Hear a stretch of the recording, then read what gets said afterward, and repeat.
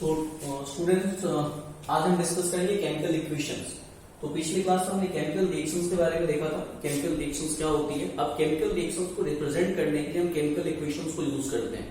Imagine करो जैसे अगर आपके पास कोई इक्वेशंस है, आपके पास कोई केमिकल रिएक्शंस है। इमेजिन करो we have hydrogen plus water, sorry hydrogen plus oxygen, इन दोनों की आपस में रिएक्शन होती है ऑक्सीजन, और दोनों की रिएक्शन से वाटर बन रहा है। अब इस तरह से एक केमिकल रिएक्शन को रिप्रेजेंट करना जो है, इससे हमें काफी सारी इंफॉर्मेशन नहीं मिलती। एक तो इस तरह से रिप्रेजेंट करना काफी प्रॉब्लमेटिक है। आपको इसका जो कुछ भी रिएक्टेंट होंगे उसका पूरा हमने नाम लिखा है, प्रोडक्ट है उसके हमने पूरे नाम लिखे हैं। तो अगर मान लो रिएक्टेंट और प्रोडक्ट का नंबर काफी ज्यादा हो, नाम उसके लंबे हो, तो फिर काफी दिक्कत होगी। फिर इससे इस इक्वेशन से या इस तरह से अगर हम इसको रिप्रेजेंट करते हैं तो हमें ये नहीं पता चलता कि रिएक्टेंट और प्रोडक्ट के कितने मॉलिक्यूल्स इन्वॉल्व हैं। That's why we use chemical equation to represent the chemical reaction. तो केमिकल इक्वेशन क्या होती है? It is a schematic representation of any chemical reaction with the help of symbols and formulae of reactants and products. Despite writing the complete name of the reactant and product, we write their chemical formula, their symbols, और फिर हम उसको balance करते हैं। तो इससे हमें इसको रिप्रेजेंट करने में आसानी होती है। सेकेंडली उससे हमें काफी सारी इंफॉर्मेशन मिल जाती है। हमें ये पता चल जाता है कि रिएक्टेंट के कितने मॉलिक्यूल्स इन्वॉल्व हैं, प्रोडक्ट के कितने मॉलिक्यूल्स इन्वॉल्व हैं, कितने मॉलिक्यूल की रिएक्शंस हो रही है, तो कितना मॉलिक्यूल हमारे पास प्रोडक्ट बन रहा है। तो दैट्स व्हाई हम केमिकल इक्वेशन यूज करते हैं। केमिकल इक्वेशंस में हमारे पास इसके क्या क्या रिक्वायरमेंट, क्या क्या इसके एसेंशियल्स हैं। First thing, it should represent the chemical change. Chemical reaction, chemical equation is always used for the chemical change, that is chemical reaction, not the physical reaction. Then it should be balanced. Chemical equation must be balanced. Chemical equation हमेशा balanced होना चाहिए। Balanced क्यों होना चाहिए? Because there is a law. We know that according to the law of conservation of mass cannot be created, neither be destroyed. कोई भी चीज जिस अर्थ पे इस पूरे यूनिवर्स में कोई भी चीज जो मौजूद है, तो ह्यूमन बीइंग हम किसी चीज को क्रिएट नहीं करते। We can only transform one thing to another. एक चीज को हम दूसरी चीज में हम केवल ट्रांसफॉर्म करते हैं, और इस प्रोसेस में जो मास जो है वो बिल्कुल कंजर्व होनी चाहिए। यानी अगर एक केमिकल रिएक्शन हो रही है तो रिएक्शन से पहले और रिएक्शन के बाद मास मस्ट बी इक्वल। तो दैट्स व्हाई हमें केमिकल इक्वेशन को बैलेंस करना पड़ता है। जैसे आप देखो हमारे पास इसे रिएक्शंस को हम देखते हैं H2 plus O2, this is H2O। अब ये इक्वेशन बैलेंस नहीं है। बैलेंस कैसे नहीं है? मैंने क्या बोला? According to the law of conservation of mass of reactant must be equal to the mass of product. अब ये देखिए है क्या, देखते हैं। हाइड्रोजन का एटॉमिक मास होता है 1, this is 2 atom, 2 into 1। Oxygen का एटॉमिक मास होता है 16, तो क्या हो जाएगा ये 2 into 16। यहां पे देखिए हाइड्रोजन 2 है, 2 into 1 plus 16। अब देखिए यहां पे क्या हो जाएगा 2 plus 32 gives to 2 plus 16। Total कितना हो गया ये? This is 34 and this is 18 only. ये क्या है? ये इक्वल नहीं है, but it must be equal. ये इक्वल नहीं आ रहा है, लेकिन इक्वल होना चाहिए। तो that's why chemical equation must be balanced. अब इसको बैलेंस करते हैं। हमने यहां पे इसको 2 कर दिया, दिस इज 2H2, और यहां पे भी आपको 2 कर दिया। Now this equation is balanced. अब देखिए अब ये इक्वेशन बैलेंस्ड हो गई। नाउ 2 2 जा 4, ये 2 2 जा 4 एटम ऑफ हाइड्रोजन, 2 2 जा 4 atom of hydrogen, this is 2 atom of oxygen, और ये 2, इस 2 से हम पीछे वाले जितने होते हैं सबको मल्टीप्लाई करते हैं, just like the algebraic expressions. तो 2 एटम ऑक्सीजन। अब देखिए अब ये बैलेंस्ड हो गया। अब आप देखिए 2 into 2 plus 2 into 16, and this comes to 2 into 2 plus 16। क्या हो गया ये? 4 plus 32, and this is 2 into 18। क्या हो गया ये? This is 36, and this is also 36। अब ये बैलेंस्ड हो गया। तो chemical equation must be balanced. And the third essential, it should be molecular. No doubt जब भी केमिकल रिएक्शंस होती है, it takes place between atoms.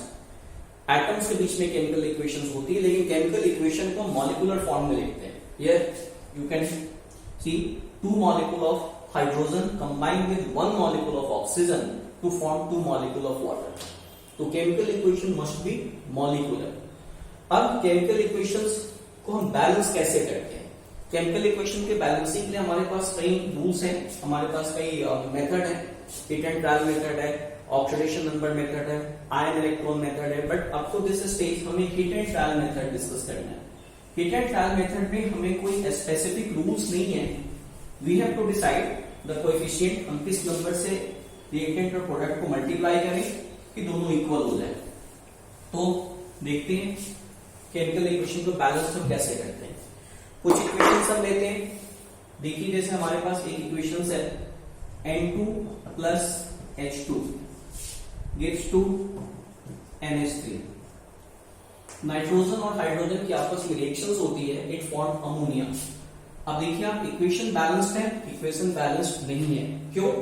We have two atom of nitrogen here and here we have only one atom of nitrogen. Here we have two atom of hydrogen and here we have three atom of hydrogen. तो मैंने बोला hit and trial method. हम नीचे कुछ नहीं लिख सकते. नीचे वाले नंबर वैसा नहीं कि आपने इसको करके इसको 3 कर दिया ये बैलेंस हो गया. नहीं, इट इज नॉट पॉसिबल. यहाँ पे हम कुछ भी नहीं लिख सकते बिकॉज उससे मॉलिक्यूलर फॉर्मूला चेंज हो जाएगा. तो we can write here here here. तो बेस्ट वे ये है, जैसे अगर आप पहले देखिए कि जो चीज पहले इजीली बैलेंस हो जाए पहले उसको बैलेंस करने की हम कोशिश करते हैं. Here hydrogen is 3 atom and here 2 atom. अगर इसको हम 2 से मल्टीप्लाई करते हैं और इसको हम 3 से मल्टीप्लाई कर दें देन दोनों साइड हाइड्रोजन बैलेंस्ड हो जाएगा. तो 3 से मैं इसको मल्टीप्लाई करता हूं और इस 2 से मैं इसको मल्टीप्लाई कर देता हूं. Now look here 3 2 6 hydrogen 3 2 6 hydrogen. और इस 2 को लगा देने से नाइट्रोजन अपने आप बैलेंस्ड हो गया. Here this is 2 atom of nitrogen, here also 2 atom of nitrogen. तो this is hit and trial method. और भी कुछ एग्जांपल हम दे सकते हैं. Methane react with oxygen to form carbon dioxide plus water. Look here. अब यहां पे आप देखिए अगेन वही hydrogen is 4. Here what? It is only 2. No problem. आप इसको 2 से मल्टीप्लाई कर दीजिए. Now what happened? Hydrogen is balanced now. Hydrogen 4 2 4 4 यहां पे ऑलरेडी है. But now oxygen total number of oxygen atom this side 2 plus 2. Oxygen is 4 here and here what? Oxygen is only 2. No problem. आप यहाँ पे 2 कर दो. Now the equation is balanced. आप देखो यहाँ पे रिएक्टेंट और प्रोडक्ट साइड में कार्बन यहाँ पे कितना है 1 है, यहाँ पे कार्बन 1 है. हाइड्रोजन यहाँ पे कितना हो गया 4 हो गया. यहाँ पे भी हाइड्रोजन देखो 2 2 जा 4 हो गया.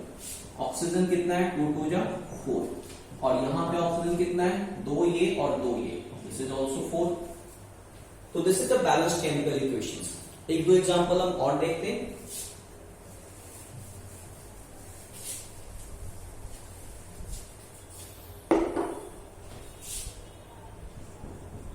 C2H6O2 gives to CO2 plus H2O. एक इक्वेशन हमने ये ली. This is ethane. Ethane combined with oxygen to form carbon dioxide and hydrogen. अब यहां देखिए अब इसको कैसे बैलेंस करेंगे.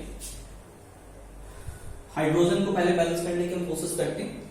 6 एटम ऑफ हाइड्रोजन. यहां पे हम इसको 6 कर लेते हैं. 3 से मल्टीप्लाई कर देते हैं. Now it becomes 6. Hydrogen is balanced now. 3 2 6. Here also 6. But look here, carbon. Carbon is here 2 atom. Here only 1 atom. No problem. आप 2 कर लीजिए. Now hydrogen and carbon both are balanced. But what about oxygen? Look here.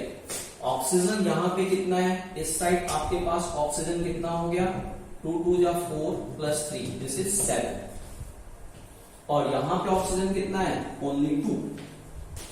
Imagine करो अगर मैं इसको 3.5 से multiply कर देता हूं. अगर मैं इसको 3.5 से मल्टीप्लाई कर देता हूं, now it get balanced. 3.5 into 2 7. Everything is balanced. But यहां पे जो कुछ भी कोएफिशिएंट होता है that must be whole number. मैंने क्या बोला? Equation must be molecular. और molecule we can not say we have 2.5 molecule, we have 3.5 molecule. Molecule fraction में नहीं होते। हाफ का मतलब हाफ मॉलिक्यूल कुछ नहीं हुआ, मॉलिक्यूल फिर तो टूट गया, एटम में कन्वर्ट हो गया, and chemical equation must be molecular. तो ऑब्वियसली 3.5 यहां पे नहीं हो सकता। देन व्हाट, हम 3.5 का नेक्स्ट मल्टीपल ले लेते हैं, हम इसका डबल कर लेते हैं। डबल करोगे तो क्या हो जाएगा, 3.5 का डबल इसका नेक्स्ट मल्टीपल, दैट इज 7। आपने यहां पे 7 कर दिया।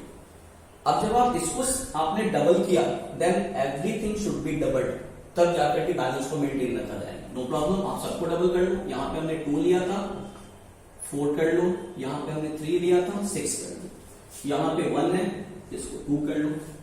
Now the equation is balanced. अब देखो अब क्या होगा, ऑक्सीजन 7 2 जा 14, यहां पे ऑक्सीजन 4 2 जा 8 प्लस 6 14, कार्बन 2 2 जा 4, हियर ऑल्सो कार्बन 4। फिर हाइड्रोजन, हाइड्रोजन हियर 6 2 जा 12, एंड हियर हाइड्रोजन ऑल्सो 6 2 जा 12। In this way equation is balanced now. तो एक एग्जांपल और देखते हैं।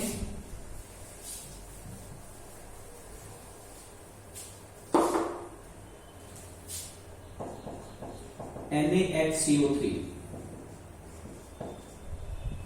सोडियम हाइड्रोजन कार्बोनेट या sodium bicarbonate form Na2CO3 CO2 plus H2O। Equations में हीट एंड ट्रायल मेथड में जो हमें पहली नजर में जो चीज समझ में आ जाए, जो पहली नजर में पता चले कि अनबैलेंस्ड है, पहले उसको बैलेंस करने की हम कोशिश करते हैं। Look here, what is sodium, here only 1 atom, here sodium is 2 atom. आप इसको 2 कर लो। Now look here, now everything is balanced now. अब आप देखो, sodium 2, here also sodium 2, hydrogen 2, इस 2 से सबको मल्टीप्लाई करेंगे, here also hydrogen 2, now carbon 2, here also carbon 2, 1 plus 1 2। Now next is oxygen, oxygen 3 2 जा 6, here also 3 plus 2 plus 1, that is 6. So in this way now equation is balanced. So today we have discussed the chemical equations and how to balance the chemical equation.